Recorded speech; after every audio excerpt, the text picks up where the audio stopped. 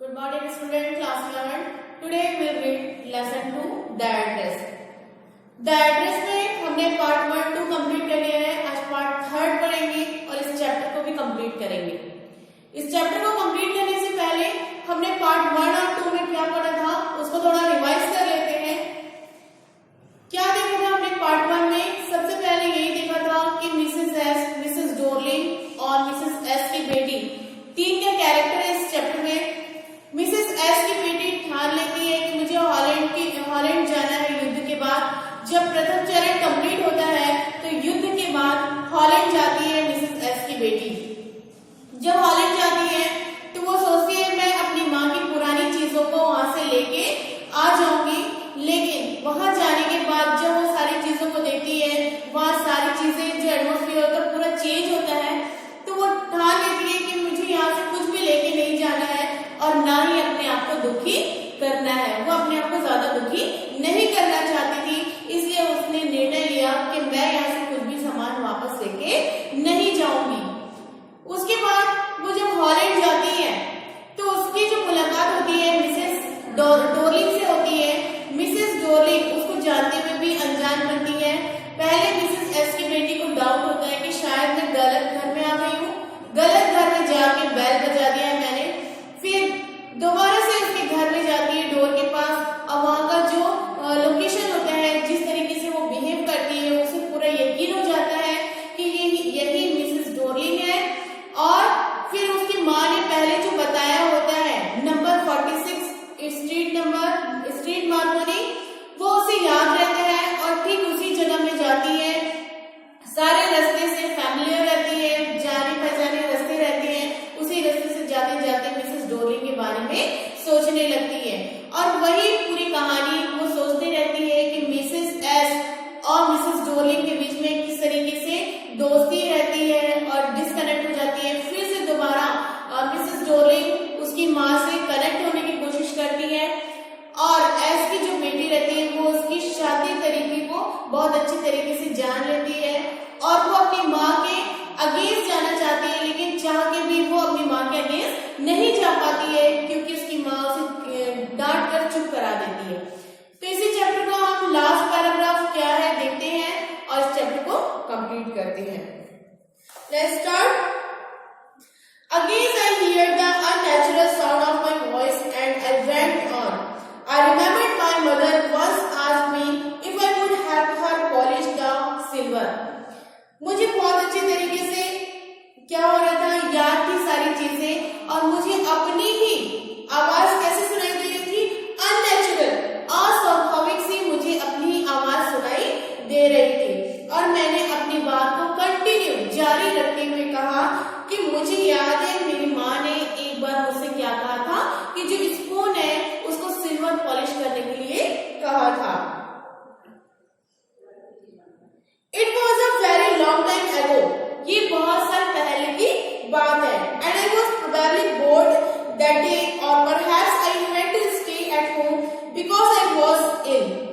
मैं बीमार थी, मैं घर पर ही रुकी हुई थी और मेरी माँ ने मुझे क्या कहा था, और उस समय मैं बोर भी हो रही थी, तो मेरी माँ ने मुझसे कहा था क्या तुम मुझे स्पून को पॉलिश करने में मेरी मदद करोगी.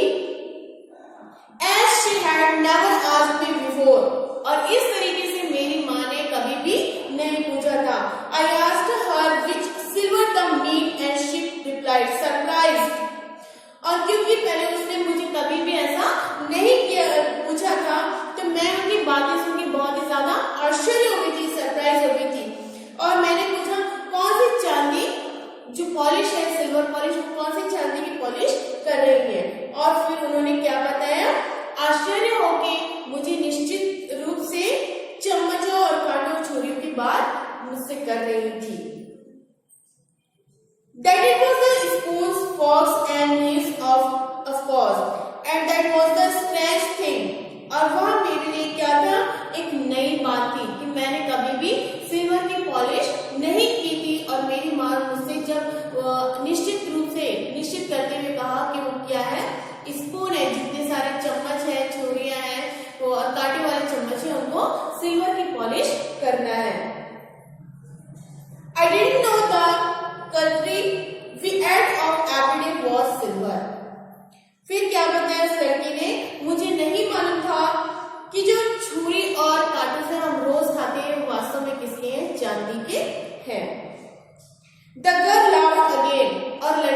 दोबारा हंस दिया। I bet you don't know it is either. I looked intently at her. और फिर उसने क्या कहा, मैं शर्त लगा के कह सकती हूँ कि जितनी भी जो सारी चीजें हैं जो सिल्वर की हैं उसके बारे में आपको वास्तव में मालूम नहीं है। Well, do you know? मैंने उस उत्तर से पूछा, क्या पूछा, हम किसे खाते हैं और क्या तुम्हें मालूम है? तो वो लड़की थोड़ा हिचकिचा गई थी जो मिसेस एस की बेटी उसके घर में आई हुई थी। She hesitated. She walked to the sideboard and wanted to open a drawer. I will look at it here. फिर उसने क्या किया, उस लड़की ने ड्रॉयर को खोला और उसमें बहुत सारे चम्मच वगैरह रखे हुए थे और उसको निकाल के दिखाया। तो वो जो लड़की आई थी मिसेस एस की बेटी, वो उसको देखने लगी और थोड़ा हिचकिचाई और देखती हो इसमें जो सारी चीजें पड़ी हैं। I jumped up. मैं उछल पड़ी। I was forgetting the time. I must catch my train. मैं वो सारी समय को भूल गई थी, मेरे को ट्रेन पकड़ना था, स्टेशन जाना था। मैं जैसे ही मिसेस डोरली की बेटी से बातचीत करने लगी तो मैं अपने ट्रेन का टाइम भूल गई थी और वास्तव में मुझे ट्रेन पकड़ना था। She had her hand on the drawer. और मिसेस एस की बेटी अपने हाथों को कहाँ देखा कि ड्रॉयर वो खोली हुई है। Don't you want to wait for my mother? क्या तुम मेरी माँ का इंतजार नहीं करोगे? मेरी माँ तो काम से गई है, अभी तो आती होगी। मिसेस डोरली की बेटी ने उससे कहा। No, I must go. फिर मिसेस एस की बेटी ने क्या कहा, नहीं मुझे अभी जाना जरूरी है। I walk to the door. और मैं वॉक करते हुए चलते हुए कहाँ चलेंगे, डोर के पास, दरवाजे के पास चलेंगी। The girl pulled the drawer open. फिर उस लड़की ने वो ड्रॉयर को उसको ओपन किया। I can find my own way. और फिर मैं अपने आप को कहाँ पे पाया, उस अपने ही रास्ते में, अपने तरीके में मैं पाया, अपने रास्ता स्वयं ढूंढ सकती हूँ, ऐसा कह के वहां से निकल गई। As I walked down the passage, I heard the jingling of spoon and forks.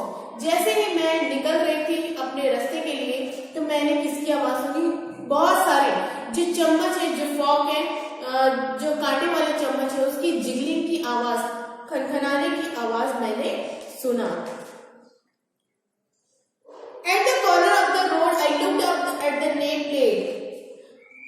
और सड़क के किनारे मैंने उस नाम वाली प्लेट पर नजर डाली जिस पर क्या लिखा था, Markovnikov street. It said I had been at number 46.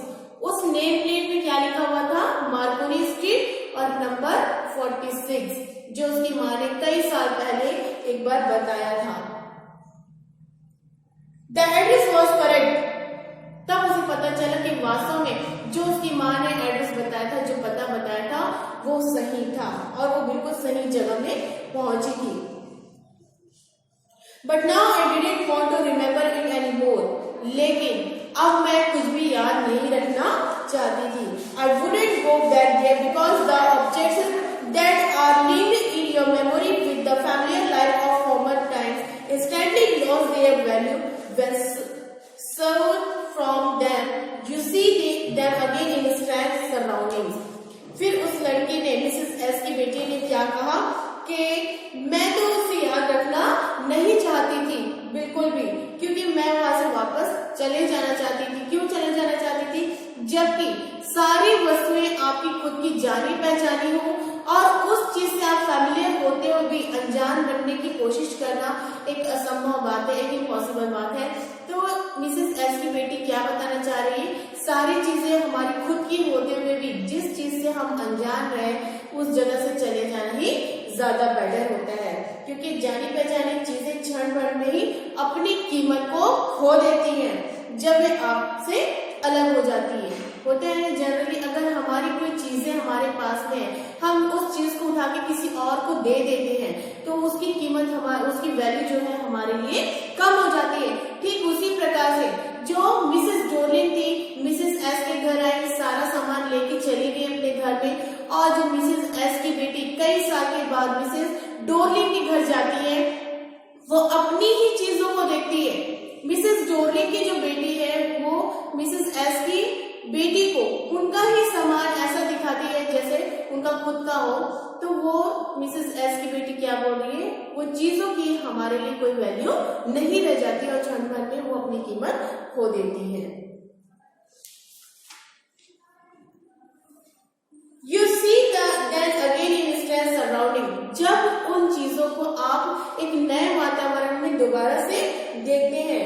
And what should I have done with them in a small rented room where the shade of black out paper it is still hung around the windows and no more than an handful of cutlery fitted in a narrow table drawer। फिर वहां पे क्या बताते हैं, और फिर एक छोटी सी किराए के कमरे में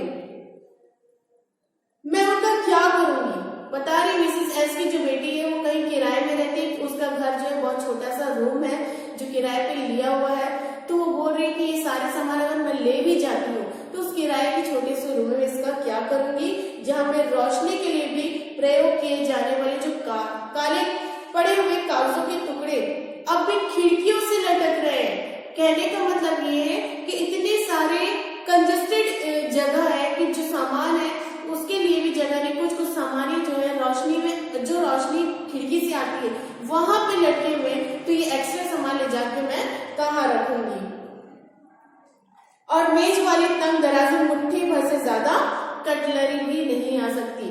जो स्पून है, जो फॉर्क है, जो छुरियां है, जो प्लेट है, वो तो ड्रॉयर में उसके घर में थोड़ी सी जगह है तो उसमें कुछ एक मुट्ठी से भी ज्यादा कटलरी नहीं आ सकती है। फिर उस लड़की ने क्या कहा लास्ट मोमेंट में, I resolve to forget the address, मैं उस एड्रेस को भूल जाना चाहती हूँ। Of all things I had to forget, और मैं उन सारी चीजों को भी भूल जाना चाहती हूँ। That would be the easiest, और यही मेरे लिए सबसे ज्यादा आसान होगा। आई होप कि आप लोग को ये लेसन अच्छे से समझ में आया होगा। इसके क्वेश्चन आंसर मैं आपको व्हाट्सएप कर दूंगी और जो भी डाउट है आप मेरे को पूछ सकते हैं।